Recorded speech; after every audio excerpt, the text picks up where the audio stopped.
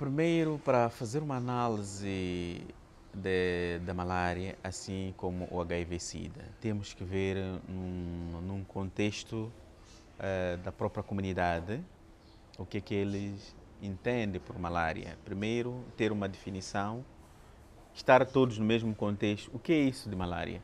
Primeira coisa.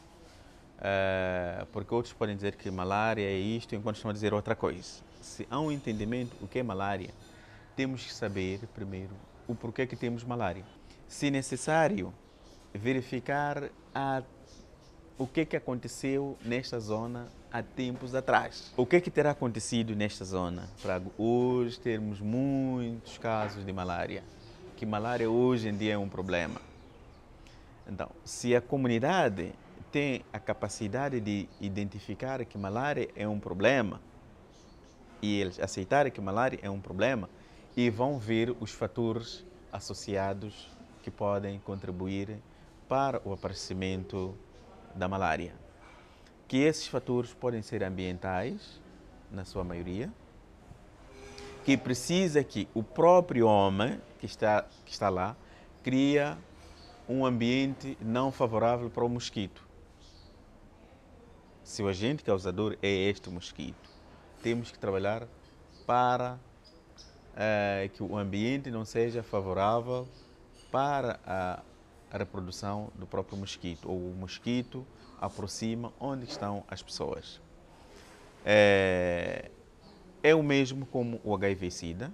Primeiro é preciso mapear, conhecer os fatores que podem contribuir negativamente para o aparecimento da doença do HIV-Sida ou para o alastramento da doença dentro da comunidade.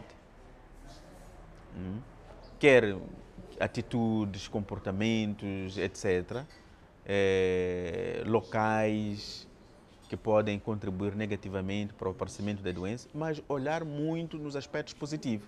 O que temos na comunidade para resolver os problemas da malária? Problemas ambientais. É possível a comunidade e junto trabalhar para resolver problemas ambientais, trabalhar no ambiente? É possível. A comunidade é possível juntar-se, fazer um pequeno push para aquele que apanha a doença rapidamente ter a cloroquina, tomar para evitar a morte ou o agravamento da doença. A comunidade é possível. E é possível a própria comunidade organizar-se para ter rede mosquiteira, para servir como barreira para o mosquito que existe, não entrar quando ele está a dormir para picar. Isso tudo são recursos que a própria comunidade se identifica como problema e tem esse conhecimento e pode em conjunto fazer uma partilha e divulgar essa experiência.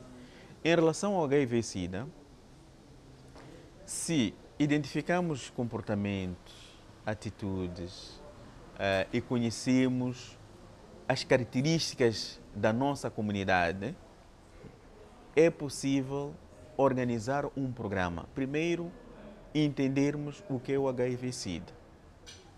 Como é que o HIV-Sida pode se transmitir? Quais são os fatores negativos que podem contribuir para o alastramento da doença? Quais são os comportamentos e atitudes? O que é que existe de positivo aqui na comunidade? Olhar mais os aspectos positivos, para desenvolver os aspectos positivos de modo que dê-nos força para minimizar o sofrimento, para cortar a cadeia de transmissão da doença. Esse tudo não é uma pessoa que faz isolado. Faz-se como um grupo de indivíduos numa zona que identifica como um problema, porque não pode ser um problema de um ou de dois e os outros não reconhecerem que é um problema. Nessas comunidades que nós estamos a trabalhar, o HIV-Sida, a malária, foram vistos dos problemas como problemas que enfermam as duas comunidades. O HIV-Sida, a entrada e saída de pessoas, o problema do desemprego faz com que as pessoas viajam para a África do Sul, na sua maioria os jovens, vão e voltam e saem para as cidades, de Maputo, Beira, Manica, e as pessoas começam a entender que as pessoas que têm mais viagens, têm tido, por exemplo, estar lá na África do Sul, no Zimbábue, noutras províncias, são as pessoas frequentemente que têm tido esses problemas. Mas tem uns sítios também que normalmente as pessoas são os sítios sociais, né? Onde a comunidade passa a noite, alguns elementos, que podem ser úteis para a própria comunidade, mas pode trazer certos problemas também, né? Onde as pessoas bebem. E como é que positivamente podemos ter esses sítios? Quando identificamos como um problema, facilmente podemos aconselhar as pessoas. Mas quem deve fazer isso não é o elemento só de saúde, é a própria comunidade que deve trabalhar no próprio ambiente, na mudança de comportamento e atitudes perante ao HIV-Sida, assim como a malária. Porque pode ter a rede mosquiteira pendurada e não saber usar. E pode ter água estagnada, se você não sabe que aquela água, o mosquito reproduz-se lá e não eliminar os sarcos. Então, só com o envolvimento, com a união das pessoas é que junto as pessoas resolvem o problema do HIV-Sida e malária. A própria comunidade é que pode resolver esses problemas. E nós como facilitador apenas do processo.